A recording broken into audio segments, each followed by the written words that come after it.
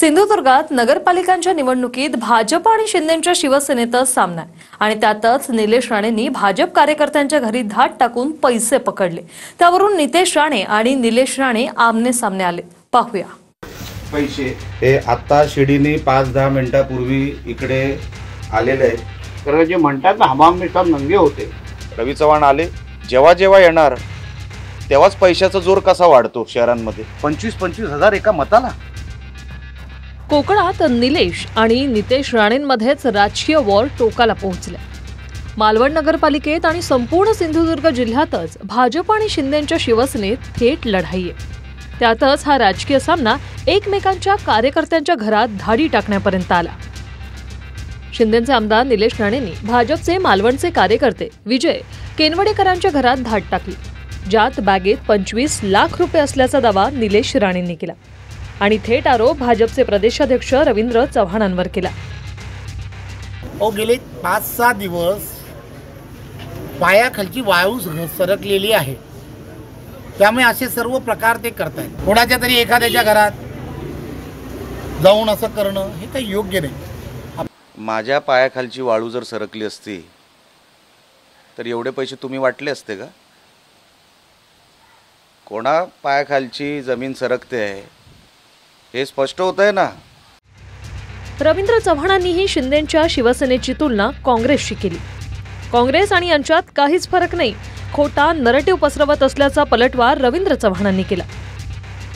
काँग्रेसमध्ये आणि यांच्यामध्ये काहीच फरक नाही, खोटा नरेटिव्ह पसरवायचा आणि लोकांची दिशाभूल करण्याचं एक काम करतायत। साहेब, मी पण तुमच्याबद्दल खूप बोलू शकतो आणि मी काय काय बोलू शकतो हे काय मला वेगळं सांगायची काही गरज नाही। माझ्या लपड्यात पडू नका। नितेश राणेंचे मोठे बंधू निलेश राणे यांनी ज्यांच्या घरी धाड टाकली ते भाजपचेच कार्यकर्ते। त्याच विजय केनवडेकरांच्या घरी मंत्री नितेश राणेंनीही भेट दिली आणि जे पैसे निलेश राणेंनी पकडले तेव्हा त्यांच्या व्यवसायाचे असल्याचं म्हटलं। आम्ही आमचं वैयक्तिक आमचं जे पोटापाण्याचा जो विषय आहे तो बाजूला ठेवू शकत नाही ना। आणि तेच आमचे विजय केनवडेकर आता नाही वर्षानुवर्ष करतात। त्यांचं बाजारपेठामध्ये त्यांचं स्वतःचं दुकान आहे, त्यांचा व्यवसाय आहे आणि व्यवसायाच्या दृष्टिकोनातून त्यांच्या घरामध्ये अशा पद्धतीचा उलाढाल असेल तर मला कळलंच नाही काय चुकीचं आहे। शिंदेचे आमदार निलेश राणे पैसे वाटपाचा आरोप भाजपच्या प्रदेशाध्यक्षांवरच करत आहेत।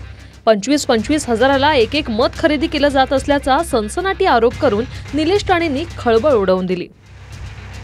म्हणजे 2 दिवस झाले रवी चव्हाण आले, त्याच्यानंतर अगोदर जेव्हा रवी चव्हाण आले त्याच्या 2 दिवसानंतर 3 दिवसानंतर म्हणजे 2 आल्यानंतर जे कंटिन्यू 2-3 दिवस असतात ते म्हणजे तुम्ही जेव्हा जेव्हा येणार तेव्हाच पैशाचा जोर कसा वाढतो शहरांमध्ये आणि जिल्ह्यामध्ये। आणि काय पद्धत आहे ही? काय निवडणूक अशी लढायची असते? अशा निवडणुका कशा जिंकता येतील कोणाला समोर? 25-25 हजार एका मताला पैसा वाटूनच मसल पार काय गरज नाही हो। आमचे घराघरामध्ये लाभार्थी एवढे मोदी साहेबांचे, फडणवीस साहेबांचे आणि या सगळ्यांचे तयार आहेत ना। आमच्या लाडकी बहीण योजना क्या असेल किंवा शेतकरी सन्मान असेल, एवढे लाभार्थी घराघरामध्ये तयार आहेत ना। वेगळं काय त्यांना द्यायचीच गरज नाही आहे।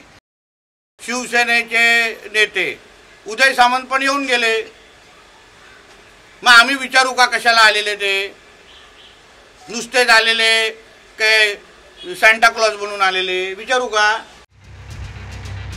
निलेश राणेंनी भाजप कार्यकर्त्याच्या घरात धाड टाकल्यानंतर निवडणूक आयोगानं हे पैसे जप्त केले, पण गुन्हा दाखल करण्याची मागणी निलेश राणेंची। त्यासाठी निवडणूक अधिकारी आणि मालवणच्या पोलीस निरीक्षकांचीही त्यांनी भेट घेतली, तर नितेश राणेंनीही तक्रारींवरून इशारा दिला। FIR झालेली नाही। मला एक सांगायचं आहे, जर कुठल्याच अहवाल तुम्ही द्याल, तुम्ही जप्त जी अमाऊंट केली आहे ती तुम्ही समितीकडे द्याल, त्याच्यावरती अहवाल त्यांना द्याल। माझं म्हणणं साहेब आपल्याकडे एवढं आहे की FIR जर झाली नाही तर ह्या सगळ्या कालच्या घटनेला काही अर्थ राहणार नाही। आपल्या समितीच्या लोकांशी पण बोलून घ्यावं। तुम्ही आत्ताच मला उत्तर द्यावं अशातला काही भाग नाही, तुम्ही बोलून घ्या आणि FIR झाला नाही तर साहेब ह्या प्रक्रियेला काहीच अर्थ राहत नाही। सगळ्यांच्या ज्या ज्या तक्रारी या पुढच्या 3-4 दिवसामध्ये येतील त्या तशाच पद्धतीने निपक्ष पद्धतीने चौकशी व्हावी. कारण जे म्हणतात ना हमाम में सब नंगे होते, म्हणून विचारपूर्वक या सगळ्या गोष्टी झाल्या पाहिजे. इकडे महसूल मंत्री बावनकुळेंनी निलेश राणेंच्या धाडीवरूनच आता सवाल उपस्थित केले. कोणाच्या घरात जाण्याचा अधिकार आहे का, असा सवाल बावनकुळेंनी केला. विजय केनवडेकरांनीही निलेश राणेंनी माझ्या घरात अनधिकृतपणे प्रवेश केल्याचं म्हटलंय. नियमाने तो तपास झाला पाहिजे.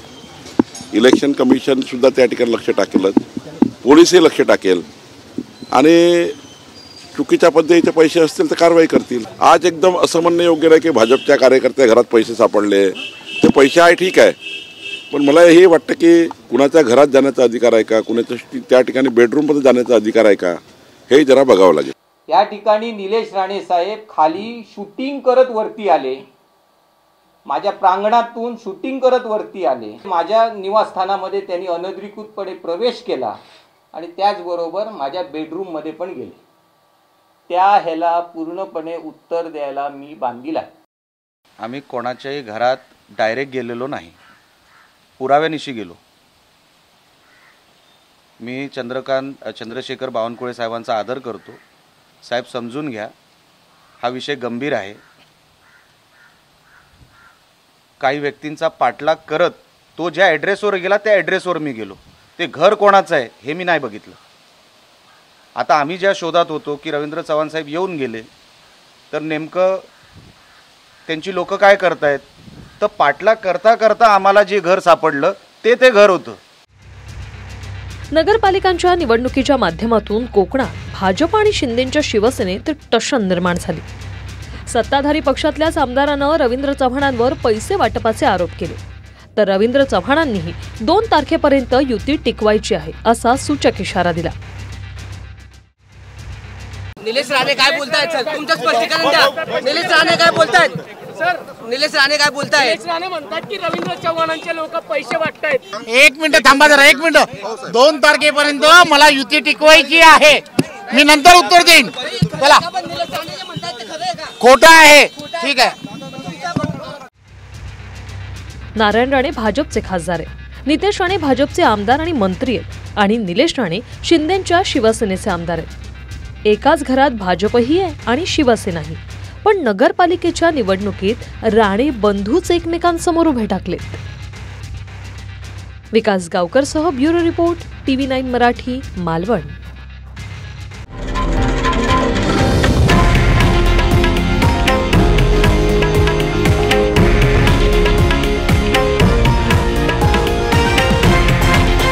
हे आहे देशातील नंबर 1 न्यूज नेटवर्क आणि आपण पाहत आहात TV9 मराठी, एकमेव.